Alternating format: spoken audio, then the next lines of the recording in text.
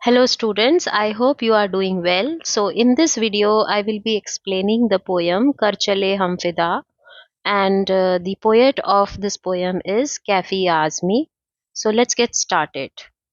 कर चले हम फिदा जानो तन साथियों, अब तुम्हारे हवाले वतन साथियों। सांस थमती गई, नब्ज जमती गई, फिर भी बढ़ते कदम को न रुकने दिया। कट गए सर हमारे तो कुछ गम नहीं, सर हिमालय का हमने न झुकने दिया। मरते मरते रहा बाकपन साथियों, अब तुम्हारे हवाले वतन साथियों। So this poem was written for the soldiers who fought.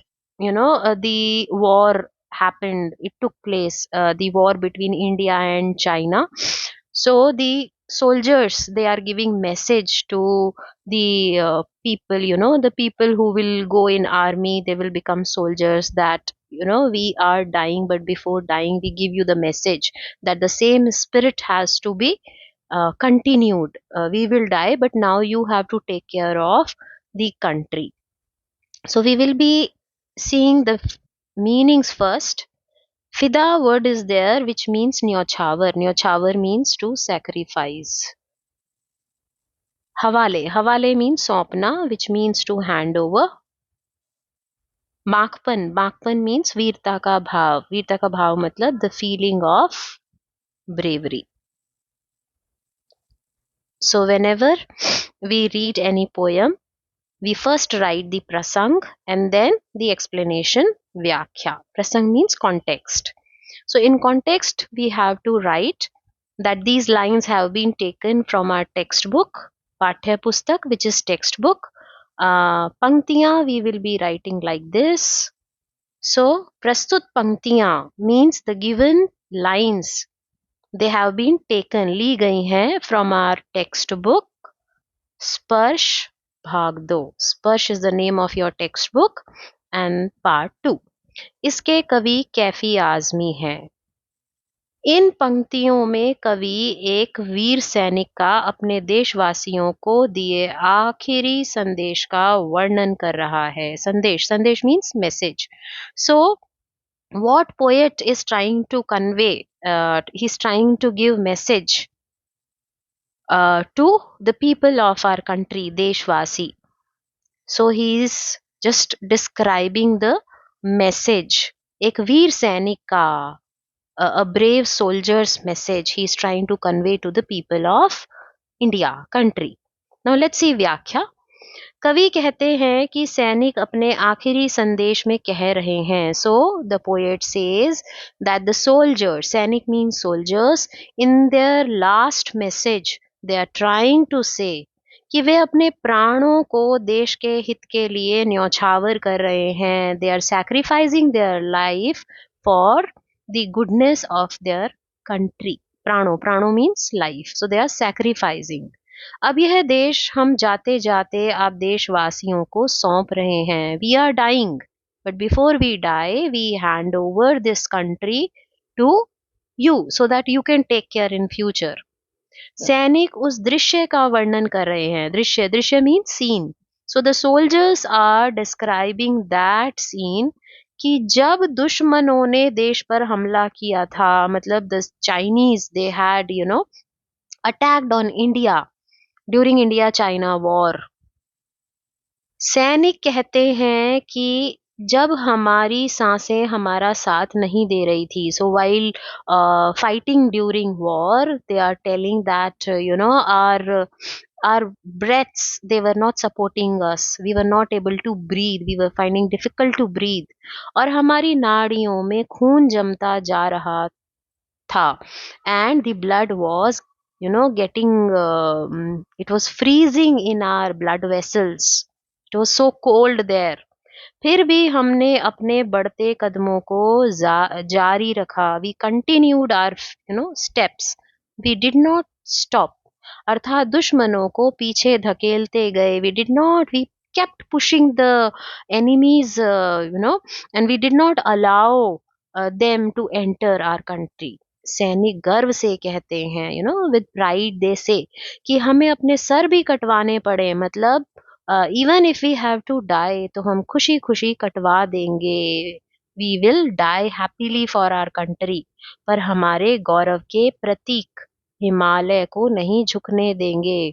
So pratik, pratik means symbol, so the symbol of pride, gaurav means pride, himalaya is the symbol of pride for our country, को झुकने नहीं देंगे, we will not let the pride down, अर्थात हिमालय पर दुश्मनों के कदम नहीं पड़ने देंगे, we will not allow our enemies to step on Himalaya. If they step, it means it is our defeat. We will not allow them to enter our country.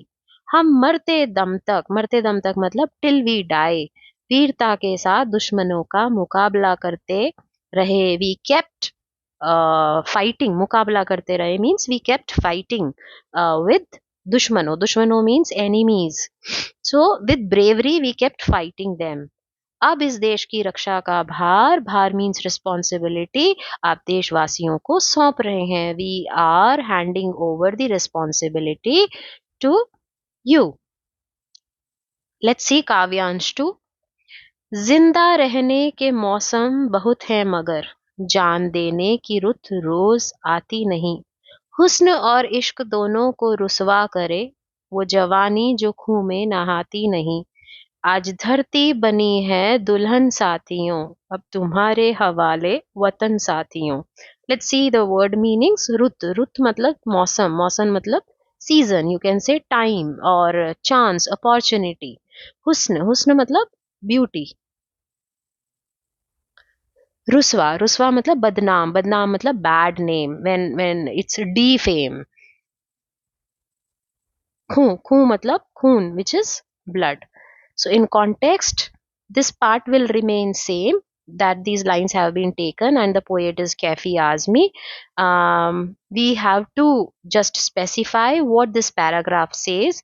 इन पंक्तियों में कवि सैनिक के बलिदान का भावनात्मक रूप से वर्णन कर रहा है। So the poet is describing, वर्णन कर रहा है means describing, कवि means poet, so he is describing the sacrifice, balidan means sacrifice of a soldier in an emotional way, भावनात्मक रूप से मतलब in a sensitive way। Let's see the explanation, व्याख्या। सैनिक कहते हैं कि हमारे पूरे जीवन में हमें जिंदा रहने के कई अवसर मिलते हैं, we get many chances to remain alive, जिंदा means alive, लेकिन देश के लिए प्राण न्यौछावर करने की खुशी कभी कभी किसी किसी को ही मिल पाती है, but only a few people get the opportunity to sacrifice the life for country। अर्थात सैनिक देश पर मिट मरने का एक भी मौका नहीं खोना चाहते। The soldiers, they don't want to lose even a single opportunity which they get for their country, which they get to die for their country। सैनिक देश के नौजवानों को, नौजवान मीन्स द यंग पीपल, सैनिक देश के नौजवानों को प्रेरित करते हुए कहते हैं। सो मोटिवेटिंग देम, प्रेरित करने मीन्स मोटिवेटिंग, सो प्रेरित करते हुए कहते हैं कि सुंदरता और प्रेम का त्याग करना सीखो। सो you have love, with for your family members, and you are attached with so many other things in this world, and you have attachment with your body, so this thing we have to sacrifice, learn to sacrifice।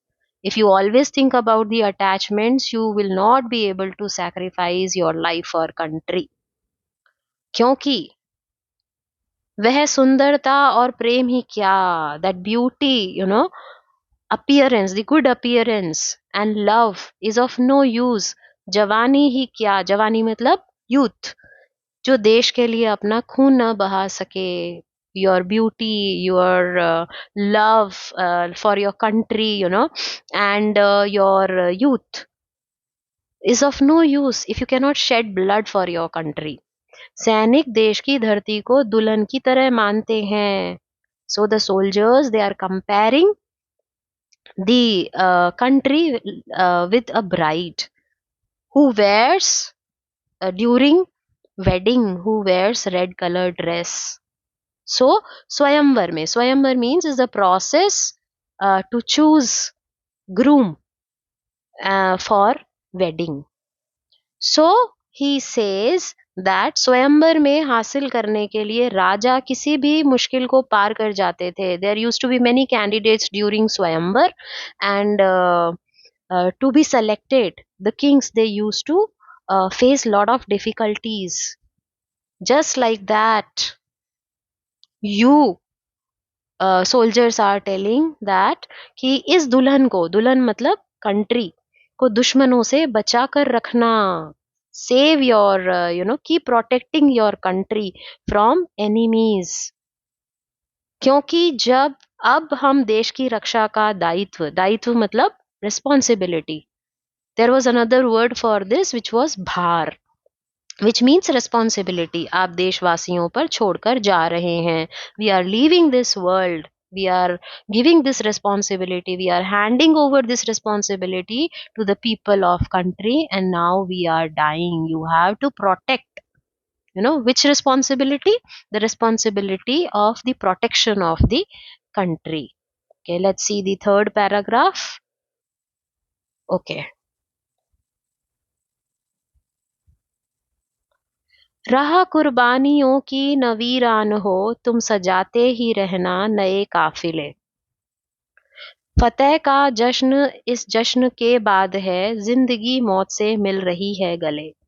बांध लो अपने sir से कफन साथियों, अब तुम्हारे हवाले वतन साथियों. Let's see the word meanings. बलिदान मीन्स सैक्रिफाइस. वीरान मतलब सुनसान, सुनसान मतलब lonely, where no one is there.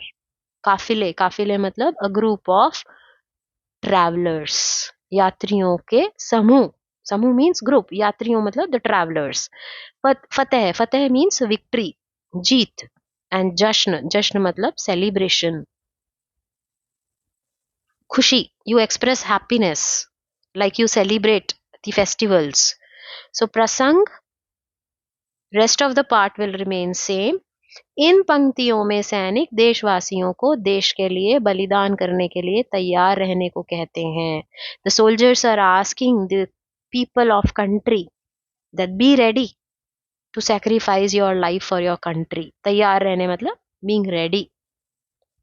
व्याख्या, एक्सप्लेनेशन. सैनिक कहते हैं कि हम तो देश के लिए बलिदान दे रहे हैं, that we the soldiers, we are sacrificing our life. परंतु हमारे बाद भी ये सिलसिला चलते रहना चाहिए. The sequence has to go on. It should not get stopped. That we die and now there is no one to take care of country. जब भी जरूरत हो तो इसी तरह देश की रक्षा के लिए एकजुट होकर आगे आना चाहिए. You should be coming forward. आगे आना चाहिए means coming forward. एकजुट होकर मतलब in a united way. In a united way, you should be coming to protect country whenever there is need.